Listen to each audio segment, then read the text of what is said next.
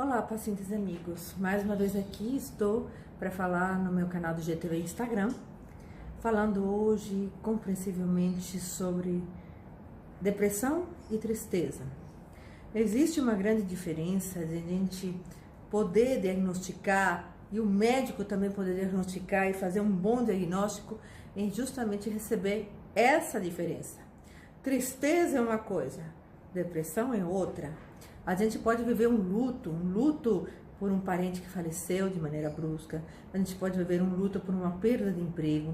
A gente pode viver um luto por perda do filho, de um ente querido, ou até mesmo um divórcio, uma separação. A gente vivencia o luto. Existe uma tristeza. Tem as fases do luto, essas fases a gente passa, a negação, a aceitação e depois outras fases mais que eu não vou entrar aqui por completo para não ficar o vídeo muito extenso.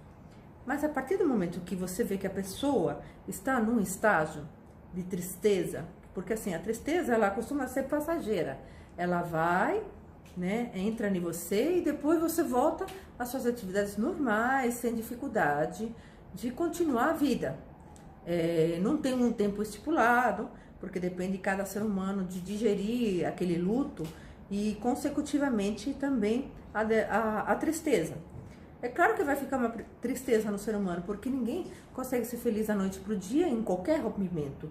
Qualquer rompimento que a gente tem na parte de causa traumas, causam estresse, causam coisas que nos doem. E coisas doloridas, às vezes não se resolve em um ano, em dois. Mas se você começar a perceber que o seu parente, ou alguém conhecido seu, começa a não ter higiene pessoal, não começa a ter banho, não começa a prestar atenção na questão dos cuidados mínimos, tá? E não tem força, porque a queixa do deprimido é justamente exaustão.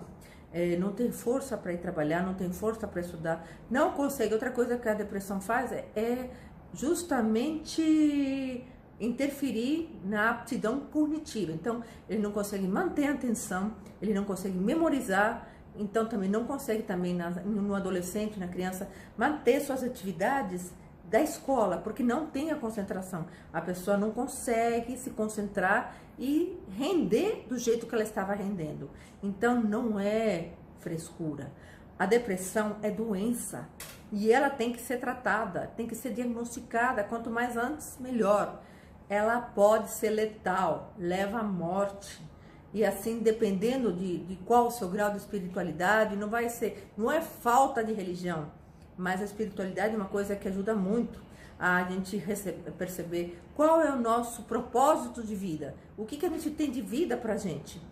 Quando a gente não tem, a gente fica mais propenso. É claro que na depressão existe o diagnóstico, tá?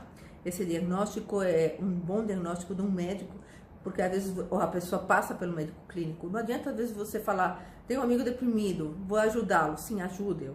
Mas não que ele vai produzir pensamentos positivos. Por mais que você fale, fica bom, isso vai passar na cabeça dele. Ele não produz pensamentos positivos. Então ele não recebe o seu pensamento positivo como positivo.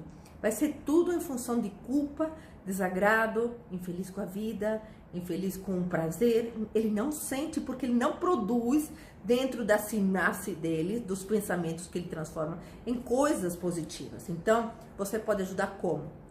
Isso é muito importante você saber. Falar, amigo, eu tô aqui. Eu posso te levar num conhecido, alguém que possa te ajudar, porque no primeiro estágio de uma depressão é necessário interação medicamentosa. Existem vários tipos de depressão, não é somente uma. Se eu for falar aqui, também ficaria exaustivo e cansativo sobre os vários tipos de depressão. Só sei que a gente não pode subestimar, porque é uma doença clínica e pode ser crônica.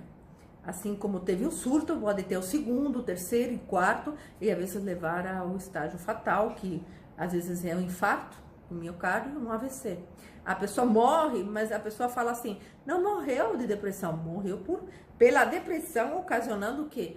Um infarto do miocárdio. Então, altera todo o mecanismo do corpo, a pessoa sente sintomas, dores articulares, dor no peito, dor nas costas, dor de cabeça, vários sintomas, náuseas, enjoo, vômito, falta de sono, excesso de sono, que é mais comum aí, a pessoa fugir. Alcoolismo também está relacionado à depressão e muitas outras coisas mais que vou falar. Bom, eu tenho uma live onde já é a 4ª vez que eu faço sobre depressão e falo detalhadamente sobre o que isso significa. O que eu quero que vocês saibam que é preciso, é necessário ajuda, recorre a um hospital, procura um médico capacitado para poder diagnosticar. Às vezes só o Rivotril não vai adiantar. Quem vai conseguir atingir, tirar o paciente do subsolo para o solo, para ele conseguir fazer terapia, é o médico psiquiatra, nada além. Neoneurologista, neoclínico, é um médico psiquiatra. Não tenham medo nem pavor disso. Justamente, às vezes, nós somos vulneráveis e nosso telhado é de vidro. A gente fica pensando que vai acontecer com o vizinho, com o parente, na escola, no trabalho, mas acontece com a própria família da gente. Então, tem que estar preparado. Recorre a um bom psiquiatra em primeira mão para você, peça ajuda nesse momento, fala assim, eu tô aqui para te ajudar, eu vou te levar em alguém que possa te ajudar. Eu não posso te ajudar, posso apenas te ouvir, mas você precisa de ajuda profissional, tá? Procure um bom terapeuta, um bom psicólogo. O psicólogo no 2º estágio, ele consegue trabalhar melhor o paciente, porque às vezes a gente tem que ver a história pregressa, o que veio desencadear essa depressão e assim sucessivamente outro diagnóstico que pode ser feito precocemente. Obrigada para mais um vídeo do canal IGTV Instagram. Beijos.